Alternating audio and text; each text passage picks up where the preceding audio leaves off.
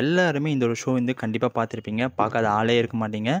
எல்லாருமே வந்து ஒரு டைம்லேருந்து இந்த ஷோ வந்து கண்டிப்பாக பார்த்துருப்பீங்க. நீங்கள் எந்த சீசன் பார்க்கணுனாலும் சரி, கண்டிப்பாக எபிசோடு பார்த்துருப்பீங்க. அப்படி எபிசோடும் பார்க்கல அப்படின்னா, நீங்கள் கண்டிப்பாக வந்து நீங்கள் சோஷியல் மீடியா ஓப்பன் பண்ணால் கண்டிப்பாக வந்து ப்ரொமோ வீடியோ வந்திருக்கும். அது வந்து கன்ஃபார்மாக நீங்கள் பார்த்துருப்பீங்க. இந்த ஒரு வீடியோவில் பிக் பாஸில் இப்படி நடந்தது, இந்த மாதிரி கேம் நடந்தாங்க, இந்த கேம்னால இவங்களுக்கு இந்த மாதிரி ஆச்சு, அப்படி அவங்களுக்கு அப்படி ஆச்சுன்னு எந்த ஒரு விஷயம் கிளீஷாக நான் பேசுறது வரல. அப்படி பேசுகிற மாதிரி இந்த ஒரு வீடியோ கிடையாது. நான் என்ன சொல்ல வரேன்னு வீடியோ வந்து முழுசாக பார்த்துனது, அதுக்கப்புறம் உங்களோட ஒப்பீனியன் வந்து கமெண்ட்ஸில் மென்ஷன் பண்ணுங்கள். அப்போ தான் வந்து நீங்கள் என்ன நினைக்கிறீங்கன்னு எனக்கு தெரியும். ஜஸ்ட்டு என்னோட விஷயம், எனக்கு என்ன தாட்ஸ் பண்ணுறேன் வந்து நான் பிக் பாஸ் பற்றி என்னோடய தாட்ஸ் பண்ணுறேன் இந்த ஒரு வீடியோ ஷேர் பண்ண போகிறேன். உண்மையாலேருந்து பிக் பாஸ் பார்க்கனால நம்மளுக்கு என்ன ஆகுது, அதுதான் இந்த ஒரு வீடியோவில் பார்க்க போகிறோம்.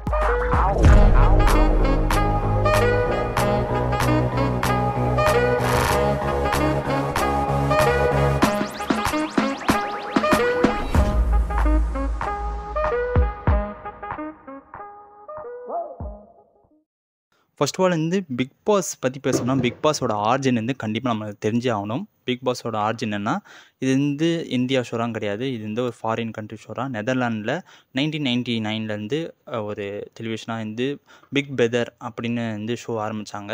அது வந்து அப்பயே வந்து ரொம்ப நிறைய பேர் பேசுகிறாங்க, இந்த பிக் பாஸில் வந்து பார்க்கக்கூடாது, பார்க்கறதுனால வந்து நிறைய பேர் சைக்காலஜியாக எஃபர்ட் ஆகுறாங்க, நிறைய பேருக்கு வந்து மன உளைச்சல் ஆளாகிறாங்க. அது மாதிரி வந்து உடம்பு ஃபிசிக்கலாகவும் சரி, மென்டலாகவும் சரி ரொம்ப வந்து அஃபெக்ட் ஆகுறாங்க அப்படின்னு அப்பயே வந்து பேசியிருந்தாங்க.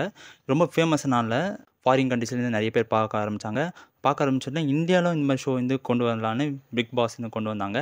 அந்த பிக் பாஸ் வந்து நிறைய பேர் நார்த் இந்தியாவிலேருந்து நிறைய பேர் பார்க்க ஆரம்பிச்சதுல இதில் நல்ல ஒரு மார்க்கெட் இருக்குது, தமிழ்லேயும் கொண்டு வரணுன்னதுக்கு தமிழ்லேருந்தும் கொண்டு வந்தாங்க.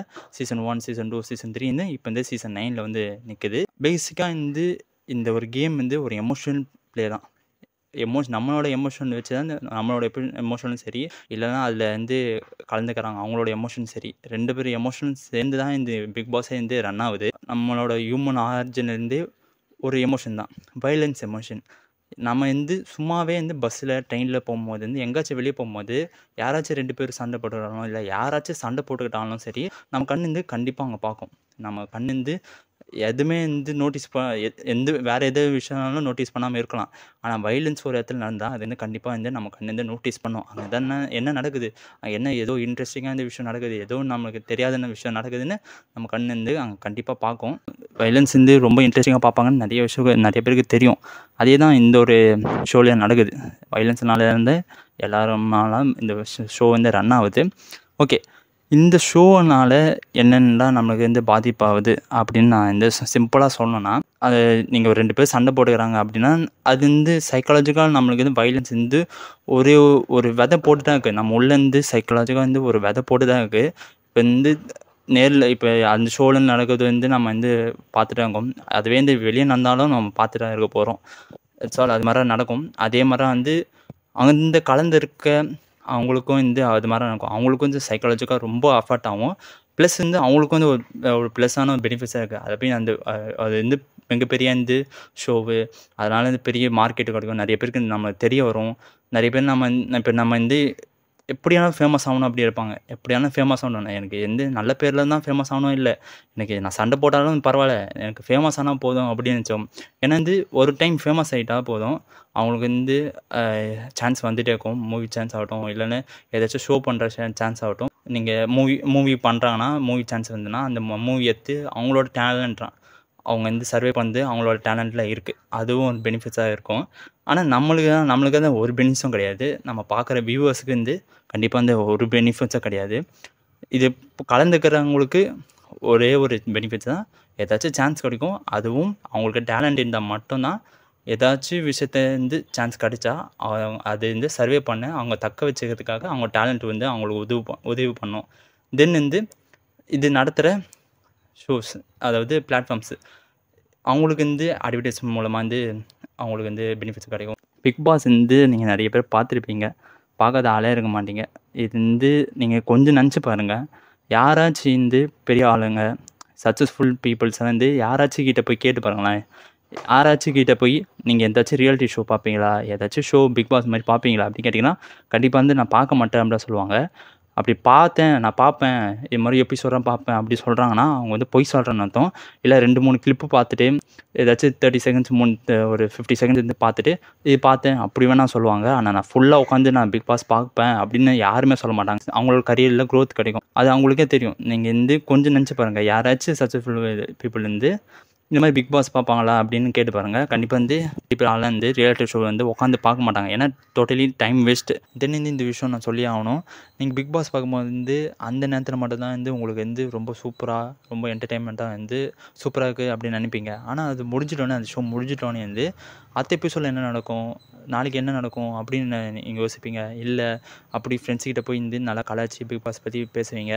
அப்படியும் இல்லைனா என்னடா இது இந்த மாதிரி ஷோலாம் பார்த்து நம்ம டைம் வேஸ்ட் பண்ணுறேன் அப்படின்னு நினைப்பீங்க. இருந்தாலும் வந்து அப்படி நினச்சிட்டு டைம் வேஸ்ட் பண்ணுறோன்னு நினச்சிட்டு இருந்தாலும் வந்து அடுத்த எபிசோட் வந்து உட்காந்து நீங்கள் பார்ப்பீங்க. இல்லைப்பா நான் வந்து ஒரு என்டர்டெயின்மெண்ட்டுக்காக பார்க்குறேன், ஒரு என்ஜாய்மெண்ட்டுக்காக தான் பார்க்குறேன், நான் வந்து ஒரு ஜஸ்ட் ஒரு 1/2 மணி நேரம் பார்ப்பேன், நான் எல்லா எபிசோடும் வந்து உட்காந்து பார்க்க மாட்டேன், பார்த்துட்டு நான் என்னோடய வேலையை மட்டும் நான் பார்ப்பேன் அப்படின்னு நினச்சிங்கன்னா அது உங்களோட சாய்ஸு. ஆனாலும் நீங்கள் வந்து ரிப்பீட் மோடு பார்க்க ஆரம்பிச்சிங்கன்னா, நீங்கள் வந்து டைம் வேஸ்ட் பண்ணுறேன் அப்படின்னு நீங்கள் ஷோ பற்றி நீங்கள் நினச்சி பார்க்குறீங்கன்னா, நீங்கள் வந்து புரிஞ்சுக்கோங்க, பிக் பாஸ் வந்து உங்களை வந்து மென்டலியாகவும் சரி, உங்களுக்கு எமோஷ்னலாக வந்து உங்களே கண்ட்ரோல் பண்ணுது. இது வந்து நான் எல்லா ரியாலிட்டி ஷோவும் சொல்கிறேன், பிக் பாஸ் மட்டும் சொல்ல. நீங்கள் எந்த விஷயத்தை வந்து ரிப்பீட் மோடில் வந்து டைம் வேஸ்ட் பண்ணி பார்க்குறீங்களோ அது வந்து எமோஷ்னலாக உங்களை கண்ட்ரோல் பண்ணி வச்சு உங்களை பார்க்க வைக்கிறாங்க. அதே நேரத்துலேருந்து டிஸ்அட்வான்டேஜாக என்னென்னா, இது உள்ளே போயிட்டு இந்த பிக் பாஸ் உள்ளே போயிட்டு வந்து நிறைய பேர் வந்து மன உளைச்சல் ஆளாயிருக்காங்க. அப்படி தான் வந்து நிறைய பேர் இருக்காங்க. பிக் பாஸ் இப்போ இந்த 9 சீசன் இருக்குதா, இந்த 8 சீசன் வரைக்கும் நீங்கள் கவர் பண்ணி பாருங்களேன். இந்த பிக் பாஸில் நடந்த எத்தனை பேர் இதில் பார்ட்டிசிபேட் பண்ண எத்தனை பேருக்கு வந்து நல்ல ஒரு கரியர் பில்ட் ஆச்சு அப்படின்னு பார்த்தீங்கன்னா, ஒரு கை விட்டு எண்ணிடலாம். இத்தனை பேரை வந்து நல்ல ஒரு பொசிஷனில் இருக்காங்க, இவங்களோட கரியர் வந்து வேறு லெவலில் இருக்குது அப்படின்னு கை விட்டே எண்ணிருக்கலாம். மிச்சம் எல்லாருக்குமே வந்து அவ்வளோ வந்து கரியர் க்ரோத்லாம் கிடையாது. இது அடுத்தவங்களுக்கு மட்டும்தான் வந்து அட்வைஸ் மூலமாக வந்து ஒரு மணி ஜென்ரேட் ஆகிருக்கும். நம்மளுக்கு ஒன்றுமே கிடையாது, நம்மளுக்கு நத்திங். நம்மளுக்கு வந்து டிஸ்அட்வான்டேஜ் தான். ஒரே ஒரு விஷயம் தான் வந்து நம்மளுக்கு வந்து கொடுத்துருக்காங்க. என்ன விஷயம்னா டைம் வேஸ்ட்மெண்ட் தான்.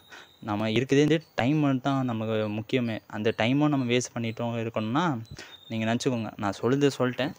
ஜஸ்ட் வந்து நான் வந்து ஷேர் பண்ணேன். நான் இந்த வீடியோவில் சில விஷயம் மட்டும் நான் ஷேர் பண்ணியிருக்கேன். இது தவிர இந்த சைக்காலஜி ஆஃப் பிக் பாஸ் அப்படின்னு வீடியோ போடலாம். நிறைய பேர் வீடியோ போட்டுருப்பாங்க. அதில் பாயிண்ட்டாக சொல்லலாம். இதனால் இப்படி நடக்குதுன்னு வந்து பாயிண்ட்டாக சொல்லலாம். நான் இப்போதைக்கு ஓவராலாக எனக்கு என்னோடய தாட்ஸ் மட்டும் நான் இந்த ஒரு வீடியோவில் சொல்லியிருக்கேன். ஓகே, இதை பற்றி நான் சொல்லிட்டேன். அதுக்கப்புறம் வந்து உங்களோட சாய்ஸ் தான். எனக்கு எந்த டைம் வேஸ்ட்னாலும் பண்ணால் பரவாயில்ல, எனக்கு டைம் வேஸ்ட் பண்ணுறவங்க பரவாயில்ல, நான் பிக் பாஸ் பார்த்து ஆவேன் அப்படின்னுச்சா அது உங்களோட சாய்ஸு. நீங்கள் எப்படி வேணாலும் வந்து டைம் வேஸ்ட் பண்ணிட்டு ரியாலிட்டி ஷோ வந்து பிக் பாஸோ ஏதாச்சும் பார்த்துட்டு போங்க. அது உங்களோட சாய்ஸ், எதுவுமே பண்ண முடியாது. இல்லை எனக்கு இது மாதிரி டைம் வேஸ்ட் பண்ணக்கூடாது அப்படின்னா கொஞ்சம் வந்து யோசித்து எந்தெந்த நேரத்தில் மட்டும் என்டர்டெயின்மெண்ட்டை நம்ம பார்க்கணும் அப்படின்னு யோசித்து கொஞ்சம் பிளான் பண்ணி எல்லாமே வந்து உங்களோட ரொட்டீன் வந்து ஃபாலோ பண்ணிக்கோங்க. தென் வந்து நான் சொல்லிட்டேன். உங்களோட கருத்துக்கள், உங்களோட தாட்ஸ் வந்து நீங்கள் எந்த கமெண்ட்ஸில் மென்ஷன் பண்ணுங்கள். தேங்க்யூ வாட்சிங். C on video.